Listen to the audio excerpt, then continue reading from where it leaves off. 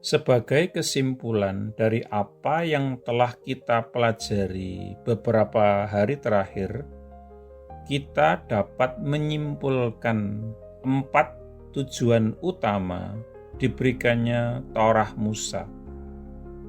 Pertama, Torah diberikan untuk menunjukkan kepada manusia kondisi keberdosaan mereka.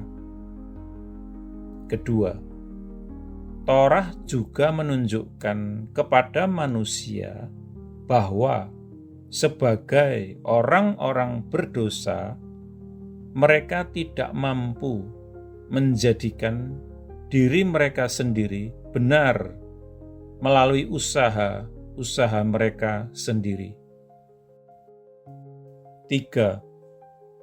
Torah berfungsi untuk menubuatkan melalui nubuat dan untuk memberikan bayangan awal mengenai tipikal-tipikal tentang juru selamat yang akan datang dan yang melaluinya saja manusia dapat menerima keselamatan dan kebenaran sejati. 4. Torah berfungsi untuk menjaga Israel sebagai sebuah bangsa yang terpisah. Selama berabad-abad mereka tersebar ke berbagai bangsa, sehingga bahkan hingga sekarang mereka masih dijaga untuk tujuan khusus yang Allah sedang kerjakan bagi mereka.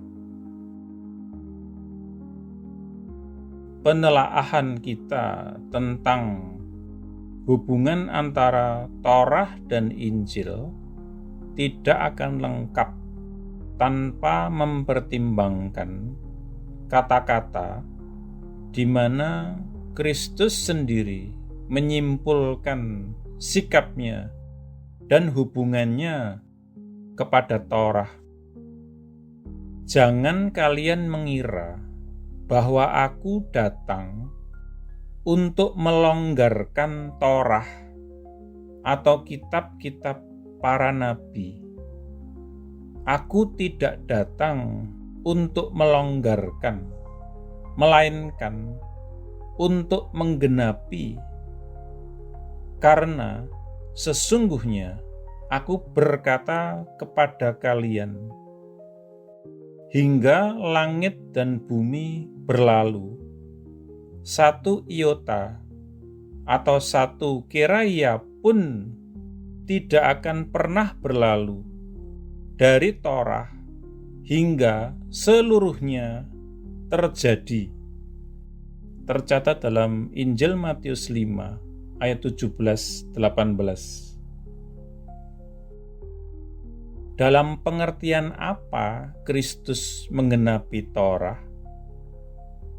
Pertama-tama, ia secara pribadi menggenapi Torah melalui kebenarannya sendiri yang tidak bercacat dan melalui ketaatannya yang konsisten dan tanpa celah terhadap setiap ketetapan.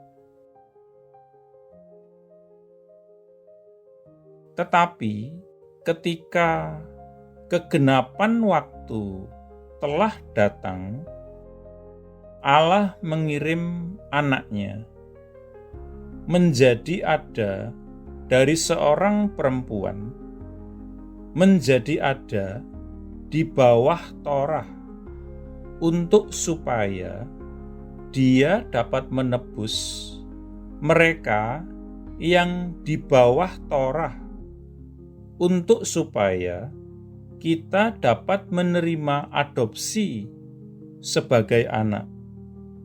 Tercatat dalam Galatia 4 ayat 4 dan 5. Perhatikan kata-kata menjadi ada atau dilahirkan dari seorang perempuan menjadi ada atau dilahirkan di bawah Torah.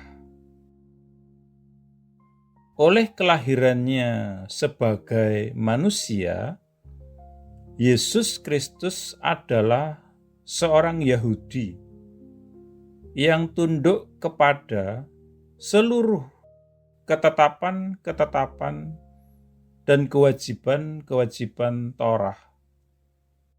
Semuanya ini ia genapi dengan sempurna selama seluruh perjalanan hidupnya di bumi, tanpa pernah menyimpang sehelai rambut pun dari semua yang dituntut dari setiap orang Yahudi di bawah Torah. Dalam pengertian ini, hanya Yesus Kristus saja dari semua orang yang pernah berada atau dilahirkan di bawah Torah yang telah menggenapinya dengan sempurna.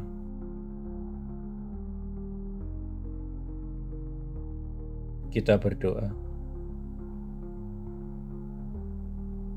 Tuhan Yesus, betapa luar biasanya bahwa Engkau adalah satu-satunya pelaksana Torah yang sempurna yang pernah ada di dunia ini.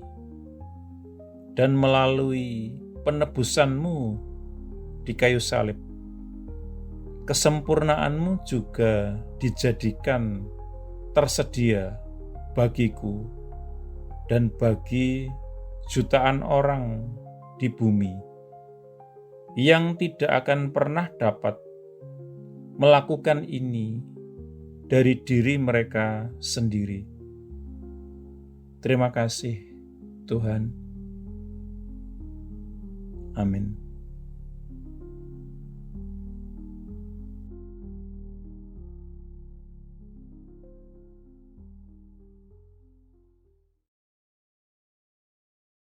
Jika Anda belum menjadi murid Yesus atau belum menerima Yesus sebagai Tuhan dan Juru Selamat pribadi Anda, ikuti doa berikut ini. Tuhan Yesus Kristus, aku percaya bahwa Engkau adalah Anak Allah dan jalan satu-satunya menuju kepada Bapa, dan bahwa Engkau telah mati di kayu salib untuk dosa-dosa yang aku perbuat, dikuburkan, namun kemudian Engkau bangkit kembali dari antara orang mati, supaya aku dapat diampuni dan menerima hidup yang kekal. Aku menanggalkan segala kebanggaan dan pembenaran diri sendiri agamawi, dan segala macam gengsi yang tidak berasal daripadamu. Aku tidak punya klaim apapun atas belas kasihan-Mu, kecuali bahwa Engkau telah mati menggantikan aku. Sekarang aku tidak akan memberontak dan berdosa lagi kepadamu, ya Tuhan. Dan aku menyerahkan diriku kepadamu, karena sesungguhnya Engkau adalah Tuhanku. Aku mengakui segala dosa-dosaku di hadapan-Mu, dan aku tidak menyembunyikan apapun. Secara khusus aku mengakui, sebutkan dosa-dosa yang pernah Anda perbuat, yang Roh Kudus ingatkan. Aku bertobat dari segala dosa-dosaku, ya Tuhan. Aku berbalik dari mereka, dan aku kembali kepadamu, ya Tuhan, untuk belas kasihan dan pengampunan-Mu. Aku memohon pengampunan-Mu, terutama atas dosa-dosa yang menyebabkan diriku terkena kutuk. Lepaskanlah diriku juga dari akibat dosa-dosa bapa leluhurku di masa lalu. Oleh keputusan kehendakku, aku dengan sadar mengampuni setiap orang yang pernah melukai atau bersalah atau merugikan aku, sama seperti aku ingin Tuhan mengampuni diriku. Aku menanggalkan seluruh kepahitan, seluruh kemarahan dan dendam, dan segala kebencian. Secara khusus, aku mengampuni. Sebutkan nama-nama orang yang Anda maksudkan. Aku membatalkan dan memutuskan segala hubungan yang pernah aku miliki dengan hal-hal okultisme dan segala macam agama palsu dan segala sesuatu yang berasal dari iblis. Seandainya aku masih punya barang-barang yang menghubungkan diriku dengan iblis, okultisme, dan agama palsu, aku berkomitmen saat ini, Tuhan, untuk menyingkirkan dan menghancurkannya. Dengan ini pula aku membatalkan segala hak atau kekuasaan yang dimiliki iblis atas tubuhku dan kehidupanku. Tuhan Yesus, aku berterima kasih bahwa di kayu salib Engkau telah menanggung segala kutuk yang mungkin mengikat diriku selama ini. Engkau telah dijadikan kutuk supaya aku dapat ditebus dari setiap kutuk dan mewarisi berkat-berkat Allah. Atas dasar itu, aku memohon Engkau, Tuhan, untuk melepaskan aku dan membebaskan aku dari segala kutuk yang mengikat kehidupanku di dalam nama-Mu, Tuhan Yesus Kristus. Aku menyerahkan diri dan menundukkan diri kepadamu, ya Tuhan, dan aku melawan iblis.